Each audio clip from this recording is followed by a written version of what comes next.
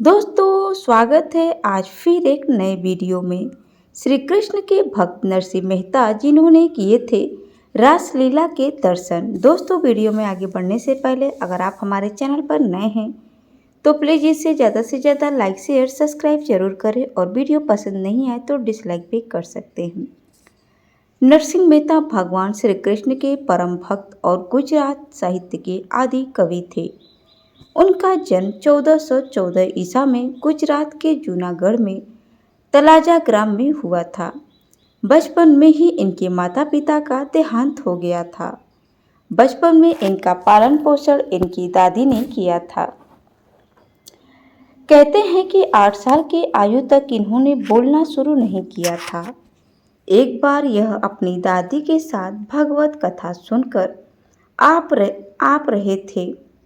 रास्ते में दादी को एक संत मिले। दादी ने संत को इनके ना बोलने के बारे में बताया। संत ने नरसिंह के कान में श्री कृष्ण का मंत्र बोला। उसके पश्चात उन्होंने बोलना शुरू किया। तभी से नरसिंह के मन में कृष्ण भक्ति का बीज अंकुरित हो गया। दादी के देहांत के पश्चात वह अपने भाई भाभी के साथ रहने लगे। नरसिंह मेहता अधिक समय साधु संतों संत भजन कीर्तन में बिताते थे। घर के काम में ज़्यादा हाथ नहीं बटाते थे। उनकी भाभी बहुत कठोर स्वभाव की थी। एक दिन उन्होंने ताना मारा कि तुम्हारी भक्ति इतनी ही सच्ची है तो भगवान से मिलकर आओ। भाभी की बात नरसिंह मेहता के मन को लग गई और वह घर बार छोड़कर दूर जंगल में चले गए। उन्होंने जंगल में स्थित मंदिर में शिवलिंग को अपनी बाहों से भरकर संकल्प लिया कि जब तक भगवान शिव मुझे स्वयं दर्शन नहीं देंगे तब तक मैं अन्न जल ग्रहण नहीं करूँगा। आपने इस संकल्प पर अड़िग रहते हुए उन्होंने 7 दिन तक भोजन ग्रहण नहीं किया और भगवान का स्मरण करते रहे। भगवान शिव उसकी भक्ति से प्रसन्न हो गए और उससे दर्शन देकर वर मांगने के लिए कहा। नरसिंह मेहता ने कहा कि प्रभु यदि आप मुझे कुछ देना चाहते हैं तो अपनी सबसे प्रिय वस्तु मुझे दें। भगवान शिव उसकी बात सुनकर बहुत प्रसन्न हुए और कृष्ण प्रेम प्रदान किया। वह उसे अपने समान सुंदर सखी स्वरूप देकर श्री कृष्ण के गोलोक स्थित वृंदावन ले गए। उन्होंने नरसिंह सखी को रामलीला में मशाल दिखाने की सेवा दी। रासमंडल में अग्नखंडित राशि सखियों के संग श्री राधा कृष्ण की अद्भुत रासलीला देखकर वह भाव विभोर हो गए। नरसिंह सखी को देखकर श्री कृष्ण जान गए कि आज शिव जी के संग कोई नई सखी रासलीला देखने आई है। रास के पश्चात भगवान शिव ने नरसिंह सखी को वापस जाने के लिए कहा। उन्होंने कहा कि मैं तो राधा मोहन पर अपने प्राण निछावर करना चाहती हूँ। भगवान श्री कृष्ण ने नरसिंह सखी को अपनी भक्ति रस का पान कराया और उन्हें दिव्य करताल देते हुए आज्ञा दी कि जैसा रामलीला का तुम दर्शन किया है उसका गुणगान करो। पृथ्वी के नर नारियों को भक्ति रस का पान कराओ। तुम जब भी अपने मुझे स्मरण करोगे मैं तुमको दर्शन देने आऊँगा। नरसिंह मेहता ने अपनी भाभी को अपना गुरु मान लिया क्योंकि उनके कटु वचनों के कारण ही वह घर छोड़कर गए, जिस कारण उन्हें भगवान शिव के दर्शन हुए और उन्हें श्री राधा कृष्ण की अनुपम रासलीला देखने का सौभाग्य प्राप्त हुआ। तपस्या पूरे होने पर वह भगवान की आज्ञा से वापस लौट आए और अपनी पत्नी और बच्चों सहित अलग रहने लगे। भगवान श्री कृष्ण की दी हुई करताल से वह श्री कृष्ण का गुणगान करते रहते। उनकी पत्नी ने उन्हें कोई काम करने के लिए कहा, लेकिन उनका भगवान के भजन के सिवाय किसी काम में मन नहीं रमता था। श्री कृष्ण ने प्रति उनकी भक्ति इतनी अटूट थी कि उनका मानना था कि वह ही उनके सारे अभाव दूर करेंगे। श्री कृष्ण ने समय समय पर अपने भक्त के काम स्वयं किए। एक बार नरसिंह मेहता की जाति के लोग कहने लगे कि तुम तो अपने पिता के श्राद्ध का भोज करवाना चाहिए। कृष्ण की कृपा से सारा इंतजाम हो गया, लेकिन घर में घी कम था। जब घी लेने गए तो रास्ते में साधु संतों की टोली संग भजन कीर्तन करने में रम गए। जब उन्हें घर का ध्यान आया तो रात हो चुकी थी और घर पर रखे भोज का ध्यान आया। घर जाकर उन्होंने पत्नी से देर से लौटने के लिए क्षमा मांगी।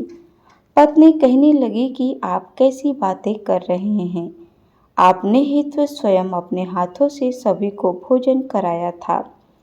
नरसिंह मेहता समझ गए कि मैं जिसके भजन में मग्न था वही स्वयं मेरा रूप धारण कर सम काम कर गया। एक बार कुछ भक्तों को द्वारिका जाना था। वह पूछने लगे कि आपके नगर में कोई है जो द्वारिका में 500 रुपये की हुंडी लिख दे। कुछ शरारती लोगों ने उन्हें नरसिंह मेहता का पता बताकर कहा कि उनकी द्वारिका में बहुत प्रसिद्धि है। वह तीर्थयात्री नरसिंह मेहता के पास आकर कहने लगे कि आप 500 रुपये की हुंडी लिख दो, हम जाकर वहाँ हुंडी ले लेंगे। नरसिंह कहने लगे कि वहाँ मेरी पहचान का कोई नहीं है, लेकिन जब तीर्थयात्री नहीं माने तो उन्होंने द्वारिकाधीश सामल शाह के नाम की हुंडी पर लिख दी। द्वारिका पहुंचकर यात्रियों को सामल शाह नाम का कोई सेठ नहीं मिला तो उन्हें चिंता सताने लगी। अब वह सोचने लगे कि हमें वापस नरसिंह मेहता के पास जाना पड़ेगा। तब श्री कृष्ण ने स्वयं सामल शाह का भेष धारण कर भक्तों की हुंडी के पैसे दिए। नरसिंह मेहता को जब भक्तों से पैसे मिलने के बारे में पता चला कि वह समझ गए कि श्री कृष्ण ने उनका मान रख लिया। नरसिंह मेहता छुआछूत को नहीं मानते थे। वह हरिजनों के साथ बैठकर भजन कीर्तन और भोजन करते थे। वह बात उनकी बिरादरी को पसंद नहीं थी, लेकिन इस बात पर उनका कोई प्रभाव नहीं पड़ा तो उनकी बिरादरी ने उनका बहिष्कार कर दिया। नरसिंह मेहता का मानना था कि वैष्णव जन तो तैने कहिए, जे पीड़ पराई जाने रे, पर दुखे उपकार करे तो ये मन अभिमान न आड़े रे। नरसिंह मेहता का भात। नरसिंह मेहता की पुत्री नानी की पुत्री सुलोचना का विवाह तय हुआ तो नानी बाई के ससुराल वालों के मन में शंका थी कि इसके पिता गरीब हैं, इसलिए वह शादी का भात नहीं भर पाएंगे। लेकिन ससुराल वाले ने शादी के सामान की एक लंबी लिस्ट बनाकर भेज दी। नरसिंह मेहता को इस बार भी विश्वास था कि श्री कृष्ण उनकी लाज जरूर रखेंगे। नरसिंह जी एक संतों की टोली और एक सेठ के साथ वहां पहुंचे। ऐसा माजरा देख इससे पहले कभी किसी ने नहीं देखा था और ना ही सुना था। कहते हैं कि नानी बाई के ससुराल वालों के सामने 12 घंटे तक स्वर्ण मुद्राओं की वर्षा होती रही। पूरा गांव हैरान था कि यह सेठ नरसिंह जी की मदद क्यों कर रहा है। किसी ने जिज्ञासावश पूछ ही लिया कि भाई तुम इस कंगाल नरसिंह की इतनी सहायता क्यों कर रहे हो। सेठ बोला कि नरसिंह का मुझ पर अधिकार चलता है, तब यह मुझे बुलाते हैं, मैं दौड़ा चला आता हूँ। इनके काम मेरा करना कर्तव्य है। सेठ की बातें किसी और को समझ में चाहे ना आई हो, लेकिन नानी बाई समझ गई कि उनके पिता के आराध्य श्री कृष्ण की ही यह सारी लीला है। इसीलिए तो संत कहते हैं कि ईश्वर की भक्ति ऐसे करो कि कष्ट तुम पर हो और फिक्र ईश्वर को हो कि उसके दूर कैसे करना चाहिए। दोस्तों, आपको हमारी यह वीडियो कैसी लगी कमेंट में ज़रूर बताएं। वीडियो अच्छी लगी हो तो प्लीज़ इसे ज़्यादा से ज़्यादा लाइक शेयर सब्सक्राइब जरूर करें। वीडियो में अंत तक बने रहने के लिए आप लोगों का धन्यवाद।